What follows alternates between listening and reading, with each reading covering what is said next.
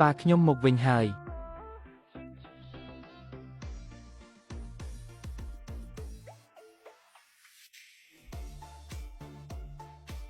នាងមិនដឹងថាបុរសនោះជាមេដឹកនាំកម្ពុជាមានអំណាចបំផុតនៅជាងឆឹងឡើយភាពស្លូតត្រង់និងសម្រស់របស់នាងធ្វើឲ្យបុរសដែលមិនដែលស្និទ្ធស្នាលនឹងស្ត្រីក្នុងអន្លង់ស្នេហ៍នាងពេញទំហឹងឪពុកនាងក៏បានមកណែនាំពួកគេឲ្យស្គាល់គ្នាពួកគេស្គាល់គ្នាព្រោះរថយន្តលោកខូចក៏ចូលមកជ្រោបភ្លៀងបណ្ដោះអាសន្ននាងហៅលោកថាលោកពូលូយ៉ាងគួរសមបុរសនោះដឹងថាឪពុកនាងចង់បានការវិនិយោគសម្រាប់គម្រោងរបស់គាត់ដើម្បីបានជួបមនុស្សដែលខ្លួនស្រឡាញ់លោកក៏សុំស្នាក់នៅមួយយប់ដោយស្ម័គ្រចិត្តគាត់សុំនៅបន្ទប់ក្បែរនាងតែម្ដងយប់នោះពេលកំពុងងូតទឹកនាងក៏ស្រាប់តែយកសັບតែឃើញគាត់ក្នុងសុបិនលោកបានបង្ហាញចិត្តលែងលាក់លៀមហើយថែមទាំងចង់បាននាងជាកម្មសិទ្ធិទៀតផង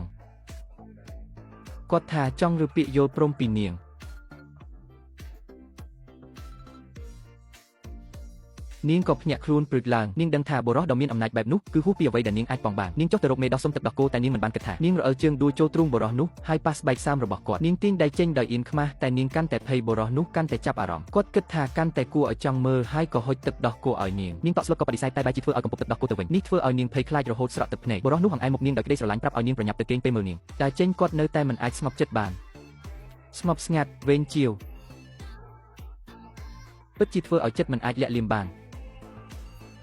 ខ្ញុំយំហើយពិតជាកំសាកខ្ញុំប៉ះពាល់របស់ជើខៃសួនមិនដែលបរាជ័យទេមួយខែក្រោយមកនាងទៅចូលរួមកម្មវិធីជប់លៀងជាមួយឪពុកនាងក៏បានជួបបុរសដែលឈរលើកំពូលតារាងដ៏មានអំណាចនោះម្ដងទៀតគាត់ធ្វើហាក់ស្ងប់ស្ងាត់តែក្នុងចិត្តពុះកញ្ជ្រោលទៅហើយគាត់ចង់កាន់កាប់នាងជាខ្លាំងឪពុកនាងមិនទាន់ដឹងពីបំណងរបស់បុរសនោះទេគាត់ក៏បង្ហាញពីបំណងចង់សហការយ៉ាងស្មោះត្រង់ម្ដងទៀតតែមិនដឹងថាបុរសនោះតាមមើលនាងរហូតទេបុរសនោះក៏បដិសេធមិនសហការនឹងឪពុកនាងហើយបញ្ជាឲ្យកូនចៅមិនផ្ដល់កម្ចីដល់ក្រុមហ៊ុននោះទេព្រោះគាត់គិតរួចហើយថានឹងប្រើរឿងនេះដើម្បីចាប់នាងឲ្យជាប់នាងកំពុងផ្លាស់សម្លៀកបំពាក់ក្នុងបន្ទប់ព្រោះធ្វើប្រឡាក់នាងហើយអ្នកចាត់ការឲ្យជួយបន្តងលេវតែមិនដឹងថាបុរសនោះឈរពីក្រោយទេបុរសនោះក៏ជួយបន្តងលេបឲ្យនាងដោយស្ងាត់ស្ងៀមពេលនាងងាកមកវិញស្រាប់តែឈរស្ងៀមភ្លាមឃើញបុរសនោះដើរមកជិតនាងម្ដងមួយជំហានឈៀវអ្នកកាត់អីហ្នឹង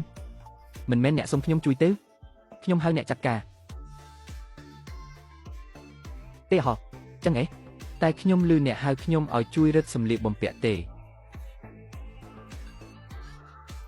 អរគុណលោកពូនាងព្យាយាមរត់តែត្រូវគេទីមកវិញដោយឃើញនាងស្លៀកស្ដាងពេកគាត់ក៏ដោះអាវធំរបស់គាត់ពាក់ឲ្យនាងបន្ទាប់មកគាត់ក៏ដើរចេញទៅវិញភ្លាមពេលនេះនាងនៅបន្ទប់ផ្លាស់ខោអាវនាងហាក់ច្របូកច្របល់នាងគិតថានាងប្រហែលជាយល់ច្រឡំហើយនាងយល់ច្រឡំព្រោះបុរសនោះគឺជាភ្ញៀវធំរបស់ឪពុកនាងច្រឡំគាត់ជាមនុស្សមិនល្អនាងក៏ទៅសុំទោសគាត់ដល់លើដំបូលពេលពួកគេនិយាយគ្នាស្រាប់តែមានគេដើរចូលមកបុរសនោះក៏ទាញនាងចូលក្នុងអោបភ្លាមប្រាប់នាងថាកុំនិយាយបើមិនចង់មានរឿងក្រុមហ៊ុនឪពុកនាងចិត្តដួលរលំទៅហើយបើមិនបានកម្ចីទេគឺចប់ហើយឥឡូវនេះគ្មានធនាគារណាព្រមឲ្យគាត់ខ្ចីលុយទេគាត់អស់សង្ឃឹមណាស់កូនស្រីគឺជាកែវភ្នែករបស់ឪពុកនាងដឹងរឿងឪពុកនាងតែម្នាក់ឯងរែកពុនសម្ពាធដ៏ធ្ងន់ធ្ងរនាងស្ដីបន្ទោសខ្លួនឯងដែលជួយអត់បានឪពុកនាងឃើញបុរសនោះតែមិនបានឃើញមុខកូនស្រីទេគាត់ច្រណែនដោយឃើញមនុស្សល្បីក្នុងរង្វង់សង្គមនេះក្មេងស្រីអាចស្និទ្ធស្នាលនឹងគាត់បាននាងជាអ្នកណាទៅ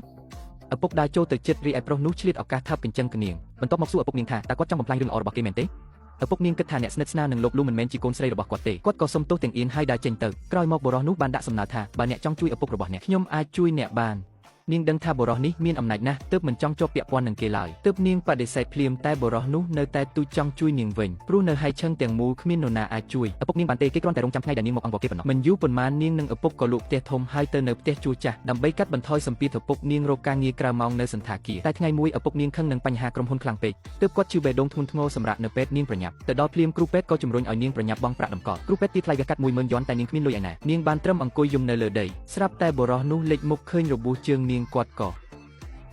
បីគៀកនាងមកលាបថ្នាំផ្ទាល់គាត់ថាបើកញ្ញាយល់ព្រមនិយាយគាត់នឹងជួយដោះស្រាយបញ្ហាទាំងអស់តែនាងនៅស្ងៀមបុរសនោះដឹងថាមិនអាចប្រញាប់ពេកក៏ហុចនាមបានឲ្យនាង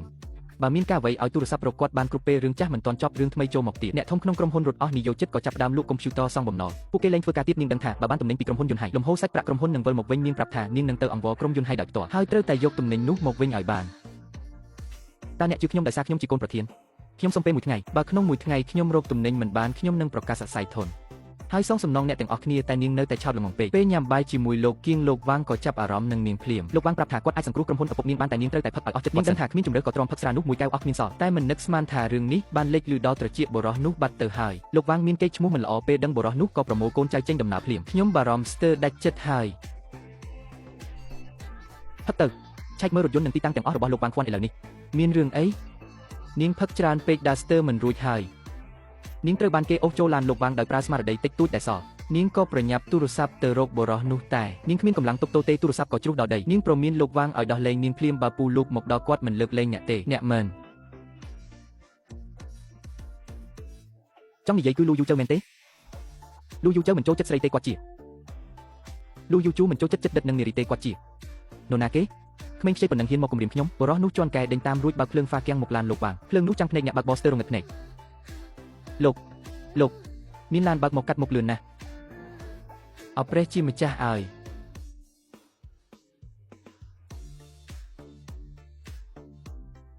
គូប្រកួតខ្ញុំឈួតហើយ